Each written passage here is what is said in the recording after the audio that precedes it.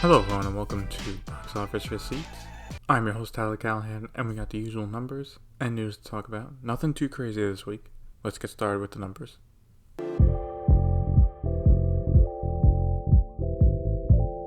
Staying in first place is The Batman with $66 million for a total of $238.5 million.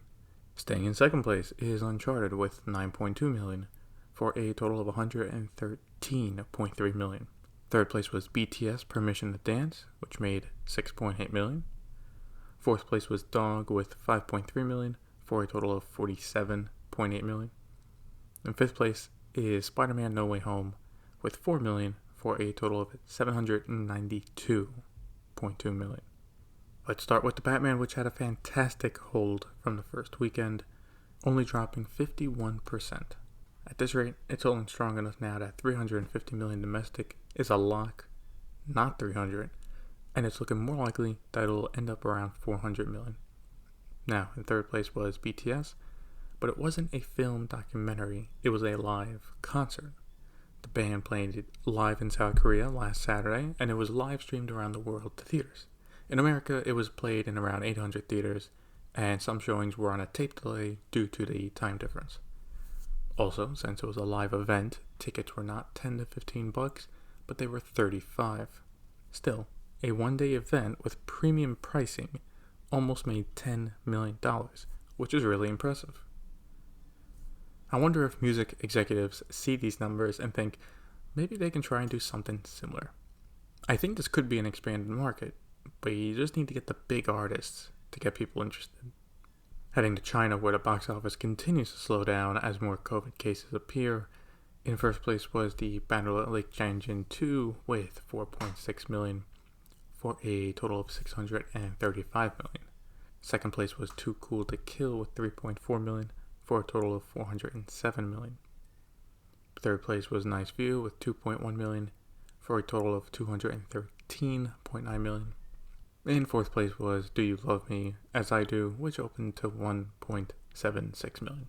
So while China has not had a lot of new films come out, the slowdown is more on the rise of COVID cases around the country and theaters being shut down. Right now there is no national shutdown for anything, including theaters, but instead localized to cities where there are cases. For example, there are restrictions in major cities, including Shanghai and Shenzhen, with some theaters being closed as a result.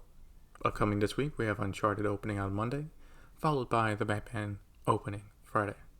Even if they both get great reception, COVID cases will likely impact what they would have made at the box office.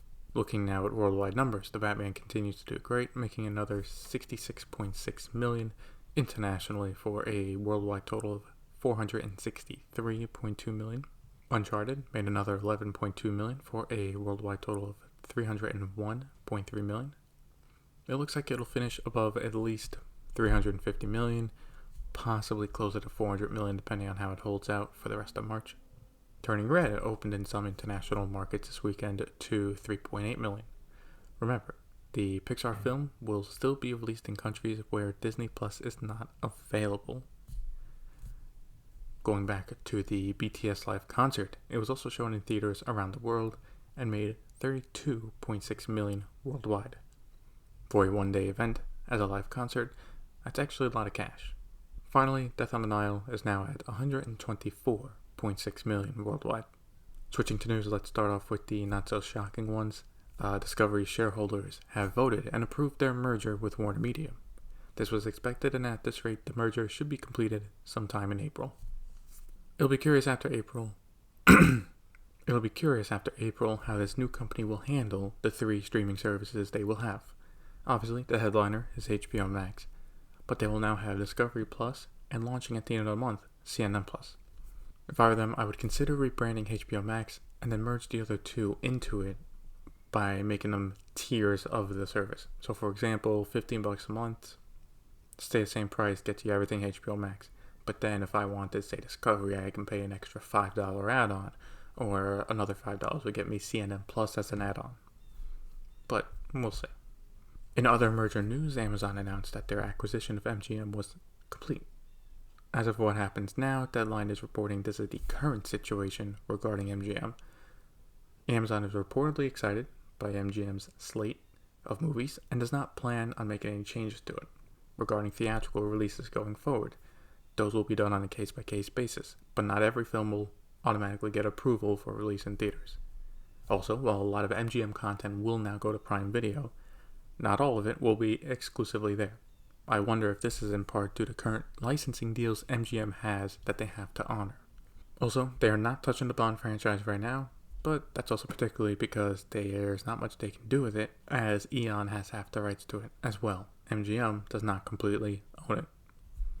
While I've seen people online hate this deal, if it's done right, I actually like it.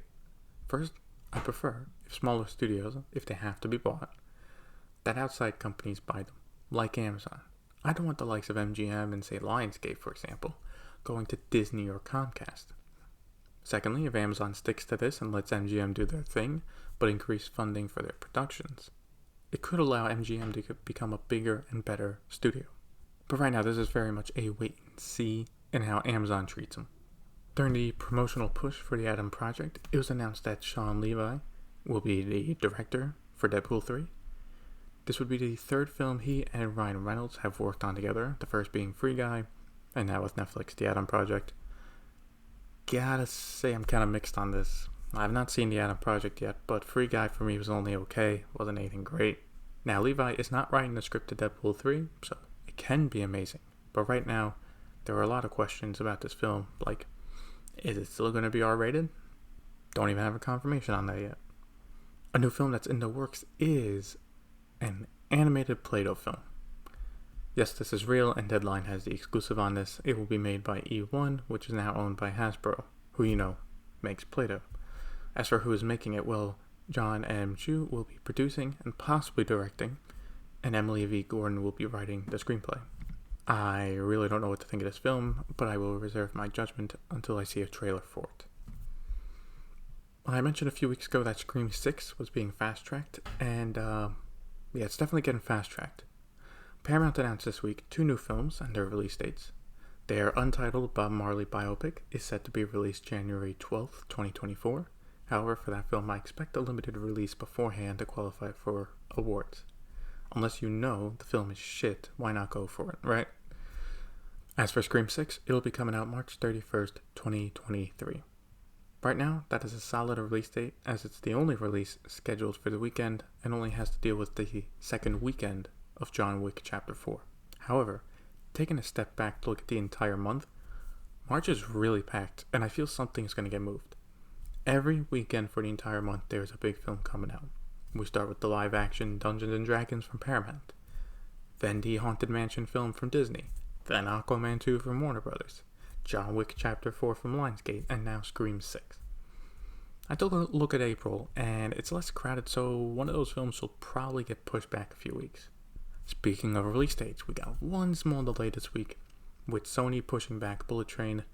Was set to come out July 15th, it will now come out July 29th, taking Black Adam's previous spot. This is the perfect move for Sony, as it gives them more breathing room from Thor: Love and Thunder.